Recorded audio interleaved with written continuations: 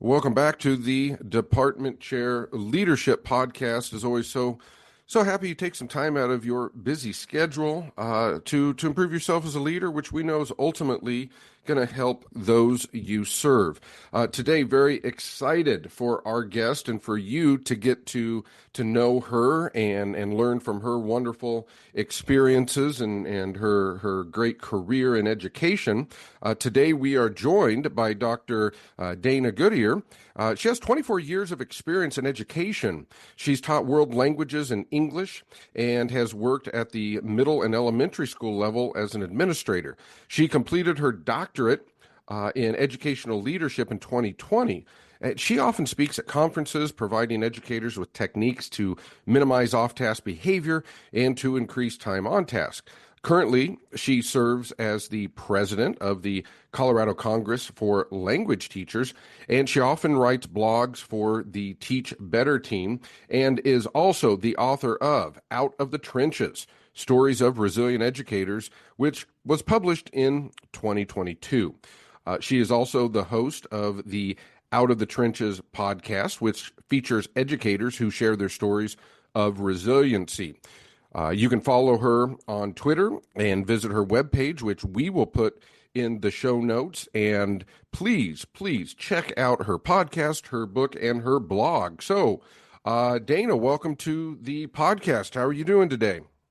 Great. Well, thanks for having me. Well, thank you so much for connecting. We connected because of her podcast, and I don't care what your background is. If you want to improve yourself as a leader, you need to cast a wide net and learn from different areas. And so she has a lot of good stuff there, a lot of great guests. And again, like I said, check out her book and her podcast. So one thing that Dana and I soon realized, maybe we just kind of found each other because we both have a background in foreign languages, and talking to her kind of reminded me that I really still have a passion to serve in that world, and so hopefully can do more of that. But Dana, so let's just start then. I'd like to ask my guests, just tell us a little bit about yourself and your leadership journey. So, as you mentioned, a lot of my career was spent teaching world language. When I was studying for my bachelor's degree, I really was just interested in the languages themselves. I was studying in Norway. I'd gone there as an exchange student as a sophomore in high school. So I picked up German and French really easily. My dad is a linguist, although he's more of a science and math person as well. But I have that knack from my dad. So I studied German and French. I guided tourists around in Tromsø in northern Norway, and I got used to being in front of a group. So I realized when I was finishing up my degree of just language and literature study that teaching would be a good fit. So did my master's degree at the University of Tulsa, and then went into teaching. It was mostly French. I did some English as a second language teaching. I'm certified in German, but German programs have kind of fallen by the wayside in a lot of districts in Colorado. So the German I've done has mostly just been private tutoring. But I would say already, so when I got my master's in '99, already a couple years into teaching in Colorado, already in 2005, I became a department chair. World language departments are sometimes small. A lot of the time there were only about 4 to 7 teachers in high schools that I taught at.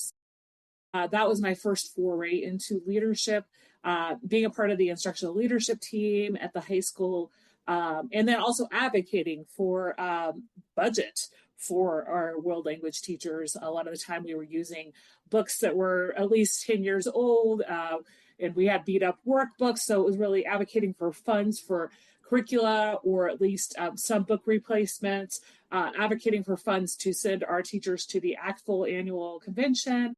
And, and then learning more just about just the inner workings of the school, like being a part of the attendance team. I've been a part of the attendance team at 3 different high schools, for example. And then I decided in 2009 to get my principal license in Colorado. So I had actually started that in 2005 as well, but the first course that semester was school finance. So I took like one course, which was like multicultural education in 2005, and then I picked the program up in 2009 because I guess I was scared away from the school finance piece. So I picked it back up. So I was able to do an internship K-12 and, you know, learn a lot more about master scheduling and, really shadowing principals at different levels. And then I've been a dean of students. I've been a behavior interventionist. I've been an instructional coach. So that's kind of how I got into leadership positions and really wanting to serve in a whole school community as opposed to just within a world language department. But I think um, world language teachers aren't always the people who want to put themselves forward. I think, when we've done in school PD, world language teachers, because we kind of have that niche, we don't always feel like we want to share what we're doing with other teachers, right? Because we feel like we're kind of isolated as well. And I really think that we have a lot of just knowledge about like managing students, because when I was teaching, a lot of the time it was students who were already bilingual, if not biliterate, in Spanish and in English. So they had that a leg up that they were learning French, so it was easier for them as well. But also we've had that experience living in other countries and having other cultures, especially if we're teaching in a school that has a lot of newcomers or multilingual learners. Well, thank you for sharing. I can relate to much of what you said. I too studied and have my license to be a secondary principal, and yeah, sometimes that finance class, if I remember back, that can be a little overwhelming and certainly gives you an appreciation. But hey, you said something a couple times, and I want to touch on it because hey, if you're listening to this right now, this is going to relate to you, okay? It's just Dana and I think we have a unique perspective. But you mentioned the word advocacy. And I have often thought, obviously, if you're a leader of any organization, I would say you're the lead cheerleader. No one's going to cheer louder than you. You advocate, whatever it is. If you're the CEO of the widget factory, then you advocate that everyone needs to buy your widget, right?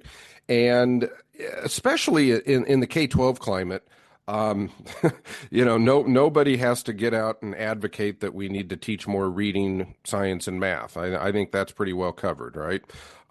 But unfortunately, some of the other subjects, some of the subjects that might be the reason a kid comes to school and connects, such as music, physical education, foreign languages, art, all of those things. If you teach those, especially like you said, that might be on the chopping block, you are an advocate because essentially you are the CEO of the French program, maybe not only in that school, but in the community, right? You might be one of the few people in your community that understand the value of studying your language and all of the things that comes into play. So I guess I just want to, let's see if we can, if that resonates, is have you found a connection because of your background in foreign language study, ESL? Have you found that when you took on those larger leadership roles, as you mentioned at the school or district level, that you already maybe had a leg up because you from day one had to advocate for your subject? Well, yeah, I think when you're talking about being on the chopping block, I mean, in my book, I write a little bit about some of my church stories. And I mean, it's funny to look back at now, but the first K-12 experience I had in Colorado was in a school with a large military population, and it was in 2002 to 2003. And the French program was cut because of the freedom fries when France did not support the U.S. invasion of Iraq. I mean, that was just an example. And that was, not just because of budget, but it was also the demographics of the area I taught. A lot of time it is budget, it's enrollment. We're looking to add on this language and not that language. We're not going to support, enough FTE for this particular area. For a long time, I figured, well, if I had Spanish certification as well, I'd be fine. And I have enough to, teach level 1 and 2. I just don't have the certification. But in any case, I think, yeah, recognizing that as part of a school leadership team and being really an advocate for it. Well, I have these students who are already at level 3 or 4, right? And they want to have these 4 years. They want to go on to college. They want to use French in their college studies, do a study abroad program, right? If we have a certain amount of kids who are doing that, I've had the pleasure of working in a few IB schools. So if you're in an IB school, they have to have a few years of a world language to graduate. But I do know IB schools that only have Spanish at their school. So that's a piece as well. And then being a part of the Colorado Congress for language teachers and seeing, like, unfortunately, over the past 10 years, many high schools in Colorado have eliminated the world language requirement for graduation. And also the colleges are not requiring you to have 1 or 2 years of a world language like they did 10 or 15 years ago to get into their program. And, I think as I do now as part of the state organization, and I'm looking, after I served my past presidency year, I'm looking into more larger systems like either doing the regional organization or even the national organization ACTFL. I'd like to serve and continue to advocate for, making world language instruction a priority in our K-12 system. So I think one of the things I did back in 2008, I was part of a curriculum council in a district where we were trying to bring more languages into elementary schools as well. And I think a lot of districts have that if there are elementaries that are part of the IB feeder program, the primary years program. But I think a lot can be said for having exploratories even at the K-5 level where kids are exposed to a language. They might only be seeing that specialist teacher once a week, or I had a friend who worked in an elementary school and saw her kids maybe once every 10 days, but, they got a little bit of exposure to the language and they learned about the culture, and then they were able to use that once they got into the middle school program. And I love it when kids come from the middle school and already have a year of world language, so they could take 4 to 5 years in high school. They can get like AP or IB level to be able to get a good grade on that exam. Well, and thank you. I do hope that we have certainly some foreign language teachers, maybe some K-12 admin or anyone that listens to this. It is a matter of advocacy and recognizing the importance. And actually, that leads me into another a question. And we know every realm of leadership, there's many facets, but it does come down to the culture and climate. And we know that the leader, regardless of their intention, they are going to affect it one way or the another. And so I think, and we all have our backgrounds, and so to some extent, whatever our strengths are, we probably say, well, that's what influenced me.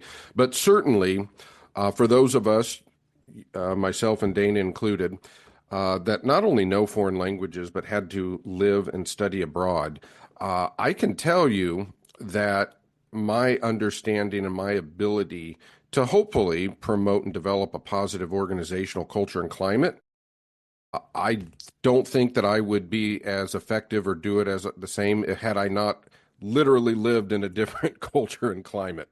And so just maybe talk to us about your thoughts and experiences, maybe advice, because you've done it at a department level, you've done it at a school level, you're part of national, state organizations, and anytime you get a couple people together with the objective of, with an overall objective to accomplish something, be it write a curriculum, put on a conference, whatever, they're people. You're going to have to get through some things. There's going to be maybe some friction, and you have to develop and support a certain culture or climate.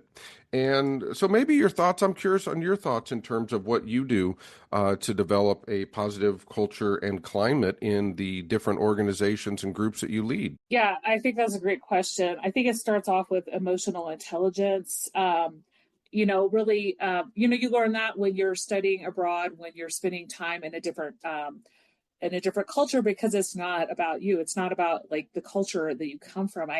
I tutored a French student yesterday online, and we had that conversation about culture, like about things that are different, about having culture shock and those types of things. And and I think you're able to like really appreciate where others are coming from when you're a foreign student in a different country. You also get to know a lot of the other foreign students and get to know kind of their experiences and how things are different from where they come from as opposed to where you live and you're studying. And I think when you're in a leadership position, whether it's department chair, whether it's on the admin team at a school, it's really being able to have that like trust. The staff trusts you, and that you're able to do what you say you're going to do. Right. When I was working with discipline and attendance a lot, I had parents who would want to talk to me right away because of some issue with their students. And if you weren't able to answer their question right away, just letting them know I'm going to look into it and get back to you within 24 hours, right? Being that listening ear for parents is really important. I think when you're working with a group of teachers, whether it's a department and you're looking at curriculum and maybe you're developing assessments, or you're working in a PLC and it could be a cross content PLC, and maybe you're looking at data in a PLC, I think it's important to really have that meeting structure, right? You're setting your goals for the quarter or for the semester. When you're looking at a larger organization like a state, it's really having that collaborative piece. In our state organization, we have breakouts where we are doing either conference committees or standing committees, so people know what their duties are in each committee. But we also have that larger meeting piece for half of our 3-hour meeting time, but also holding people accountable. For example, when we're having the state conference, this is what everybody's doing. These are where everybody's station is during the conference, to just make sure everybody's doing their part, and also holding people accountable for attendance as well. I think for state organization, it's voluntary, but also like if they're going to commit to being on the board, making sure that people are showing up, right? And then if you're in a school and you're working with the PLC, and next time the goal is to have done this assessment, and you're going to bring the results and discuss the results, just making sure that you're, as a leader, you're reminding your staff, this Friday we're going to be doing X, Y, and Z. Make sure you're ready to talk about it. And just making sure that I would say you're not a manager, but you're a leader, but you're also supporting your staff. And you do have some managerial pieces where you are reminding people, but it is coming from that piece of empathy and emotional intelligence rather than telling them what to do, right? Because you want to recognize that people might be going through different things and need a little bit extra time.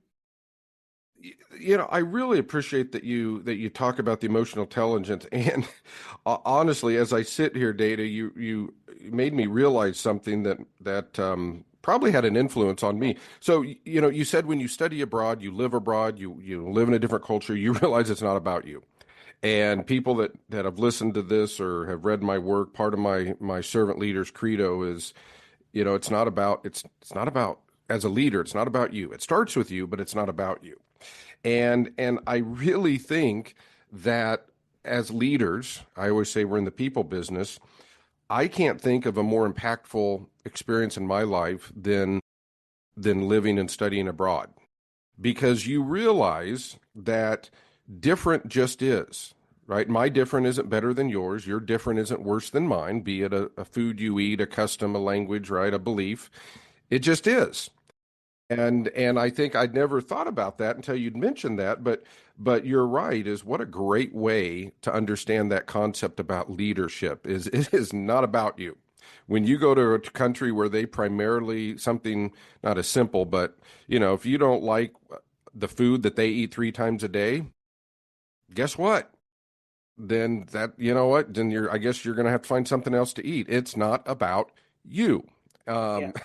And so additionally, because you've been a dean of students. I think I heard you say that. And for those real quick, just kind of an educator acronym check. We love those in education. So a couple things that we've talked about. IB is International Baccalaureate, and then a PLC is a professional learning community. Typically, a dean of students is responsible, quite frankly, for good old-fashioned discipline, right? Is they make a choice, okay. So I've often said those that work in our public schools, especially that address conflict, are really good at it because you do it more. You get your reps in, don't you? You get more reps Yes. in than other. Okay. So do you have any advice then? If that new leader calls you up and they're really, usually conflict is one of the things that I think keeps good people out of leadership because they can't, they can't get over it. They don't learn how to address it. What are some tips that you have learned or that you would share when it comes to addressing conflict? Because again, I know if you're a dean of students, that's like your main job title, right?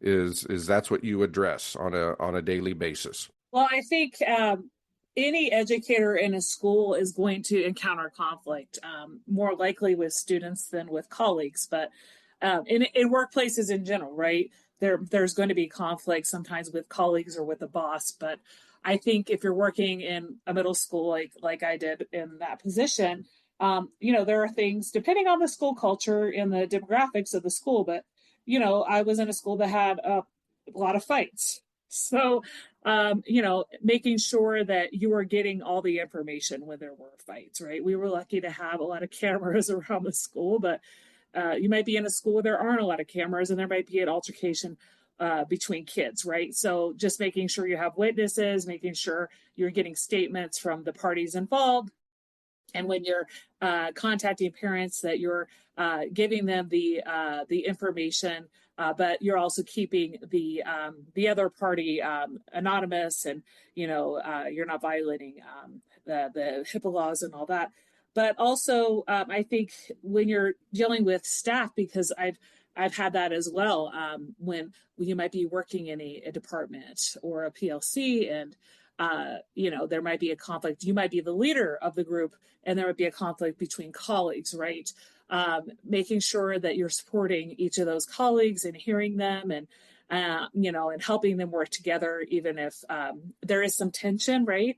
It could be maybe they have to be placed in a different grade level the next year, those types of things, but you're able to support them. And I think just making sure you're focusing on each of their strengths. And I mean, it can spiral sometimes with school culture, right? When people are kind of this negative thought process and they're having conflict with a boss or a colleague.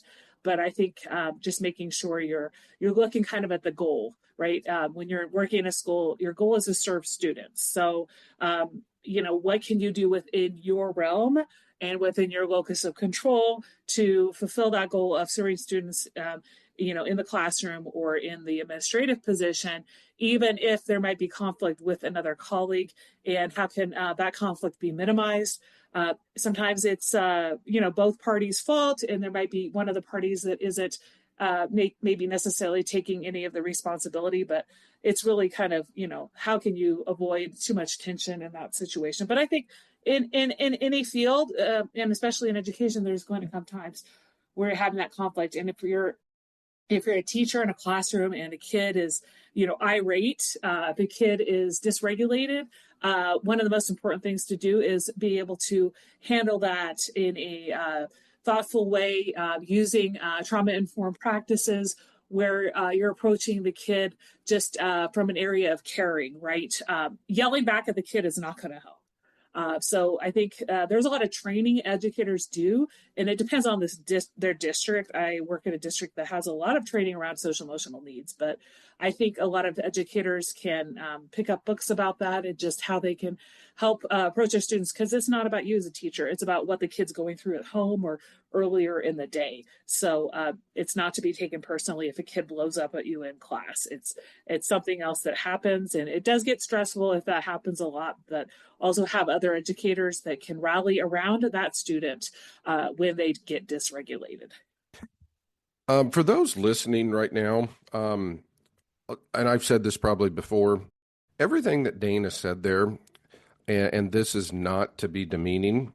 Instead of kid, you could just put a human. You could put an Yeah. adult colleague. Instead of teachers, you Yeah. could say colleague. And here's why is obviously, yes, my background's K-12, but I do think a lot of the things that have helped me as a leader, I learned as a K-12 teacher, because you have to understand human behavior, and you address it obviously in a very developing, unique, kind of in a raw state, if you will, right? These are developing humans. Here's something that I am very passionate about. So trust me, I don't, if you're a leader anywhere, please read up on trauma informed practices. Understand what ACEs, adverse childhood experiences, because here's the thing, folks, they don't leave you when you get your high school diploma and move on in life. Okay, I wish we could leave them when you shake the principal's hand and get your diploma. And I promise you, despite somebody's ability to get a bunch of degrees, get promoted, those things, and Dana can tell you this, those things are still there. And oftentimes, if you peel back the layers of the conflict that you have in your organization, you will essentially see a middle school cafeteria. And right, and somebody's upset because they want to be at one lunch table and they're not. They're not invited to that lunch table, or they have beef with somebody that reminds them. Okay, I could go on about that, and I like to talk and teach about that. But thank you for mentioning that, because I think that's so important. Couple questions here. So kind of switching gears, but a few things I like to ask guests. And if you were forced to take a free day to do whatever you wanted, and it could not in any way, it doesn't have to involve working or anything that we've talked about. I'd just like to know what else are you passionate about? What brings you, motivation and joy outside of your professional responsibilities? So I live in Colorado, so I have the pleasure of spending time in nature.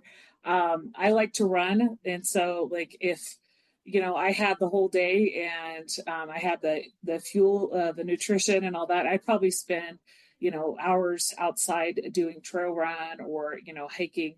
I don't really do 14ers, but I think there are a lot of trails that I could find where I'd spend the whole day doing that.